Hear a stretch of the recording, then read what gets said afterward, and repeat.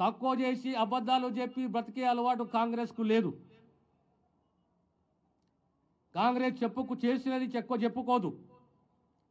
ఆ తర్వాత మనం గమనిస్తాము, గ్రహిస్తాము, ఆలోచన చేస్తాము, అర్థమవుతుంది అరే కాంగ్రెస్ పార్టీ ఈ పనులు చేసిందా, కాంగ్రెస్ ప్రభుత్వం ఈ పనులు చేసిందని చెప్పి. ఇదే భూసేకరణలో మొన్న జరిగిన సంఘటన ఢిల్లీ దాకా పోయినరు. ఢిల్లీలో ఆశ్రయించుకునే ప్రయత్నం చేసిర్రు. రాజకీయాల్లో గుండాయిజం, దౌర్జన్యం ఎప్పుడు నడవదు. ప్రజాస్వామ్యంలో ఉండాలి, స్వేచ్ఛని గౌరవించాలి, ప్రజాస్వామ్య పద్ధతిలో బ్రతకాలి. 9.5 సంవత్సరాలు ఎదుర్కొన్నాము, ఉద్యమాలు చేసినాము, రైతుల బాధ్యతగా ఉన్నాము, యువతతో బాధ్యతగా ఉన్నాము, నిరుద్యోగులకు బాధ్యతగా ఉన్నాము. కానీ మాటిచ్చి ఒక్కొక్క పని చేసుకుంటూ పోతున్నాము. మన ప్రాంతీయ ప్రీతి మనకు ఉండాలి. ఏ రకంగా ఉంది మళ్ళీ ఈరోజు అభివృద్ధి కార్యక్రమాలు మీరు చూడండి, ఒక్కొక్క ప్రాంతాన్ని మీరు చూడండి. ఇంకో 6 మాసాల సంవత్సరాలు చూడండి ఎన్ని మార్పులు వస్తాయో. మీ అందరితో విజ్ఞప్తి ఒక్కటే, మీరు గమనించాలి, గ్రహించాలి. విద్యనే కానీ, వైద్యమే కానీ, ఇన్ఫ్రాస్ట్రక్చరే కానీ, సంక్షేమమే కానీ కట్టుబడి ఉన్నది కాంగ్రెస్ ప్రభుత్వము. దౌర్జన్యం కాదు, గుండాగిరి కాదు, అబద్ధాలు కాదు, మోసము కాదు. ఇవన్నీ కొంతమందికి పుట్టుకతోడు వచ్చిన బుద్ధులు. అది కాంగ్రెస్ కల్చర్ కాదు. మీ అందరితో కోరేది ఒకటే, మన ప్రాంతాన్ని మనం కాపాడుకుందాం, మన ప్రాంతాన్ని మనం అభివృద్ధి చేసుకుందాం, మన యువతని మనం కాపాడుకుందాం, మన పిల్లల్ని మనం కాపాడుకుందాము. ఈరోజు మహిళలు ఉన్నారు, ఈరోజు సెల్ఫ్ హెల్ప్ గ్రూప్స్ ఉన్నాయి, మెప్మా ఉన్నది. కేవలం సంగారెడ్డి జిల్లాకు వడ్డీ లేని రుణాలు రీతిలో 3 కోట్ల రూపాయలు గత 10 మాసాలలో ఇచ్చిన చరిత్ర కాంగ్రెస్ ప్రభుత్వానిది. నాడు పావులా వడ్డీ అనే పథకం మొదలుపెట్టింది రాజశేఖర్ రెడ్డి గారు, కాంగ్రెస్ ప్రభుత్వం. ఈరోజు మళ్ళీ అమలు చేస్తున్నది ఈ ప్రభుత్వం. కనుక మీ అందరూ ఒక్కసారి గమనించాలి. రేపొద్దున మన ప్రాంతానికి ఇండ్లు కావాలి, ఇండ్ల స్థలాలు కావాలి, సంపూర్ణంగా రుణమాఫీ కావాలి. రైతు బంధు కూడా ఖచ్చితంగా రైతు భరోసా రీతిలో ఇవ్వబోతున్నాం అనే విషయాన్ని మీకు సవినయంగా తెలియజేస్తున్నాను. కాంగ్రెస్ ఆ కల్చర్ లేదు, ఆ సంస్కృతి లేదు. ఓట్ల దున్నుకొని దాటిపోయే కాదు, జవాబుదారీతనం ఉంది. ఈరోజు నా జీవితంలో 33 సంవత్సరాల రాజకీయ జీవితం. ఓడినా గెలిచినా ఒక ప్రాంతమో ఒక పార్టీ. మాట ఇస్తే మాట నిలుపుకుంటే సంస్కృతి మాది. ఆ ప్రాంతీయ ప్రీతి మాకున్నది.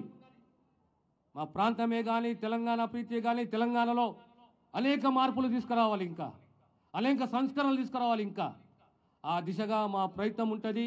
కనుక మీ అందరి ఆశీస్సులు, పార్టీలకు అతీతంగా యువతనే కానీ, నా తల్లులు, నా అక్కలు, నా చెల్లెళ్ళు, ఆ పెద్ద మనుషులే కానీ ప్రతి ఒక్కరూ రేవంత్ రెడ్డి గారి ప్రభుత్వాన్ని ఆశీర్వదించండి. ఈ గుండాయిజాన్ని, ఈ దౌర్జన్యాన్ని, ఈ అబద్ధాలని కాలరాద్దాము. మన తెలంగాణ ప్రాంతము అభివృద్ధి పథకంలో ముందుకు పోయే దిశగా మనందరం కలిసికట్టుగా ముందుకు పోదామని చెప్పి మీ ఆశీస్సులు ఎల్లప్పుడూ ఈ ప్రభుత్వం పైన ఉండాలని చెప్పి మీ విశ్వసిస్తూ కోరుతూ సెలవు తీసుకుంటాను. ఈ రాష్ట్రము 7 లక్షల కోట్ల రూపాయల అప్పులు కాంగ్రెస్ ప్రభుత్వం వచ్చిన తర్వాత 56,000 కోట్ల రూపాయల అప్పు తీర్చింది.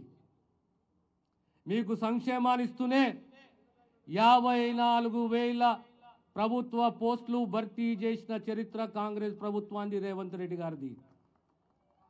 11,000 పోస్టులు డిఎస్సి ద్వారా, 15,000 పోస్టులు పోలీస్ డిపార్ట్మెంట్లో, సుమారు 8,000 పోస్టులు హెల్త్ డిపార్ట్మెంట్లో, మళ్ళీ ఇప్పుడు గ్రూప్ 4లో 8,600 పోస్టులకు రిజల్ట్స్ ప్రకటన చేసింది. జాబ్ క్యాలెండర్ని ఈరోజు అమలు చేస్తున్నది కాంగ్రెస్ ప్రభుత్వం, రేవంత్ రెడ్డి గారి ప్రభుత్వం.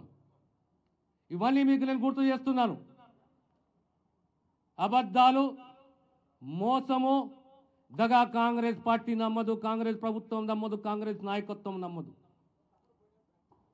ఆనాడు కాళేశ్వరం అని చెప్పి భూసేకరణ కార్యక్రమం, మన ప్రాంతంలో కూడా ఊర్లు మునుపు గురైన సింగూరు ప్రాజెక్టులో. కానీ ఊరుకు ఊరు, బడికి బడి, ఇంటికి ఇల్లు, గుడికి గుడి, ప్రతి ఒక్కటి కొత్తగా ఏర్పాటు చేసిన చరిత్ర కాంగ్రెస్ ప్రభుత్వాన్ని ఆనాడు. ఈనాడు కాళేశ్వరం ప్రాజెక్టు కింద 32,000 ఎకరాలు పాక్షికంగానో సంపూర్ణంగా గ్రామాలు మునుపు గురైతే 2013 చట్టాన్ని అమలు చేయలేదు. ఇష్టానుసారం చేస్తే ప్రజలు తిరగబడ్డారు. ఏ రకంగా తిరగబడ్డారు? శాంతియుతంగా తిరగబడ్డారు. నిరసనలు చేసిర్రు, పోలీసుని ఎదుర్కొన్నారు, కోర్టులని ఆశ్రయించిర్రు. సుమారు 1600 మంది రైతులు తెలంగాణ ప్రాంతంలో కోర్టుని ఆశ్రయించి, న్యాయస్థానాన్ని ఆశ్రయించి ప్రతి కేసు గెలిచిండ్రు. ఇదే మల్లన సాగర్లో వరుసగా 963 రోజులు, 66 రోజులు దీక్షలు చేసి ఆనాడు ఆ ప్రభుత్వం, నిరంకుశ ప్రభుత్వం 5 లక్షల రూపాయలు ఇస్తానంటే పోరాటం చేసి 12 లక్షల రూపాయల హక్కుని సాధించుకున్న చరిత్ర మల్లన సాగర్ రైతులది, కొండపోచమ్మ రైతులది. శాంతియుతంగా పోరాటాలు, న్యాయ